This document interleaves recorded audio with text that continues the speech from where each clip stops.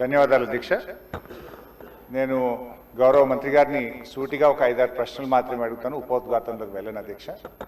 ముందుగా అసలు ఈ మూసీ మోడర్నైజేషన్ ప్రాజెక్టుకు ఎంత ఖర్చు అవుతుంది? ఒకసారి ముఖ్యమంత్రి గారు 1,00,000 కోట్లు ఖర్చు పెడుతున్నామన్నారు, ఒకసారి 1,50,000 కోట్లు ఖర్చు పెడతామని డిఫరెంట్ టైమ్స్లో డిఫరెంట్ స్టేట్మెంట్స్ వచ్చాయి.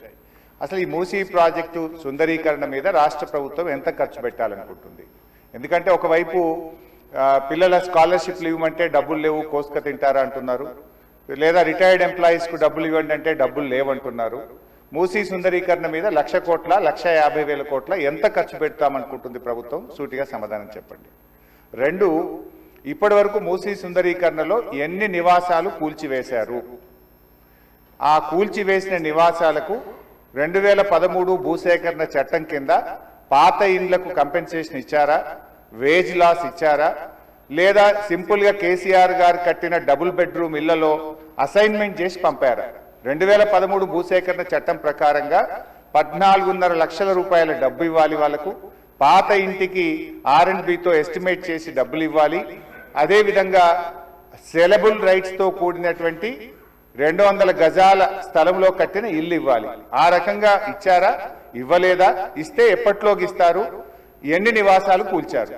ఇంకా మీరు ఐడెంటిఫై చేసి కూల్చవలసిన ప్రభుత్వ ప్రైవేటు ఇల్లు ఎంత భూమి ప్రభుత్వ ప్రైవేట్ సేకరిస్తున్నారు? సమాధానం చెప్పండి. నంబర్ 3, గౌరవనీయులు మంత్రి గారు మాట్లాడుతూ ఆన్సర్ సిలో ఏమన్నారంటే హెచ్ఎండబ్ల్యూఎస్బి నీటిని హిమాయత్ సాగర్, ఉస్మాన్ సాగర్ లో పంపిణీ చేయడానికి చేపట్టింది, మూసీ నదిలోకి ఎప్పటికప్పుడు విడుదల చేయడానికి 2.5 టీఎంసీలు రిజర్వ్ చేయడం జరిగింది అన్నారు.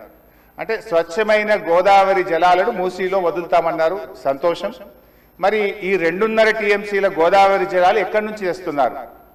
గత ప్రభుత్వం కాళేశ్వరంలో భాగంగా నిర్మించిన మల్లన్న సాగర్ నుంచి నీళ్లు మూసీకి తెస్తున్నారా, ఇంకెక్కడి నుంచైనా గాల్లో నుంచి తెస్తున్నారా? ఆ 2.5 టీఎంసీలు కాళేశ్వరం ప్రాజెక్టులోని మల్లన్న సాగర్ నుంచి వస్తున్నాయా, ఎక్కడి నుంచి వస్తున్నాయో సమాధానం చెప్పండి. తర్వాత అధ్యక్ష, ఈ మూసీ మీ నియోజకవర్గంలోని వికారాబాద్ నుంచి ఆ అనంతగిరి కొండల నుంచి స్టార్ట్ అవుతుంది. గత ప్రభుత్వం మూసీలోకి మురికి నీరు రాకుండా ఉండాలని దాదాపు 32 ఎస్టీపీలు కట్టాం. అందులో ఒకటి మన వికారాబాద్ దగ్గర కూడా ఒక ఎస్టీపీ కట్టాం. ఇవాళ ఆ ఎస్టీపీని మెయింటైన్ చేయక మోటార్లు బీకేసిండ్రు, గడ్డి పెరిగింది. ఆ ఎస్టీపీ ఫంక్షనల్ చేయక వికారాబాద్ మున్సిపాలిటీ మురికి నీరంతా ఈరోజు మనం తాగుతున్న గండిపేట హిమాయత్ సాగర్ లోకి వస్తున్న విషయం ప్రభుత్వం దృష్టికి వచ్చిందా? ఆ ఎస్టీపీని ఎందుకు మెయింటైన్ చేయడం లేదు అని నేను అడుగుతా ఉన్నా. గత ప్రభుత్వ హయాంలో మేము మూసీలోకి మురికి నీరు రాకుండా ఉండాలని 32 ఎస్టీపీలు కట్టాం. మరొక 39 ఎస్టీపీలు కట్టడానికి కేంద్ర ప్రభుత్వానికి అమృత్ పథకం కింద మేము ప్రతిపాదనలు పంపాం.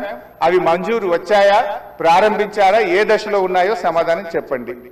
తర్వాత అధ్యక్ష, చివరి క్వశ్చన్, మరి మొన్న వరదలు వచ్చినప్పుడు మూసీ గేట్లు ఒకేసారి తెరిచి ఉద్దేశపూర్వకంగా ప్రజల ఇండ్లు మునిగిపోవాలి, రోడ్లు మునిగిపోవాలని ఈ ఉద్దేశపూర్వకంగా గేట్లు ఎత్తి ముంపు గురి చేసిన విషయం ప్రభుత్వం దృష్టికి వచ్చిందా? ఎందుకంటే పైన ఎంత వర్షం పడుతుంది, ఫ్లడ్ ఎంత ఉన్నదో చూసుకొని ముందే గేట్లు కొద్దిగా ఎత్తితే స్లోగా గ్రాడ్యువల్గా ఫ్లడ్ బయటకు పోతుంది.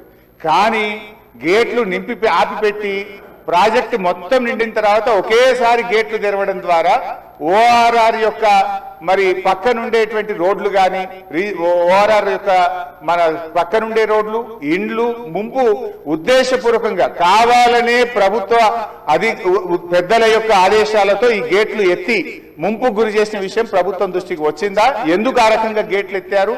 ఒకవేళ ప్రభుత్వానికి ఆ ఉద్దేశం లేకపోతే ఆ అధికారుల మీద ఏమైనా చర్యలు తీసుకున్నారా? సూటిగా సమాధానం చెప్పాలని చెప్పి నేను కోరుతా ఉన్నా అధ్యక్ష.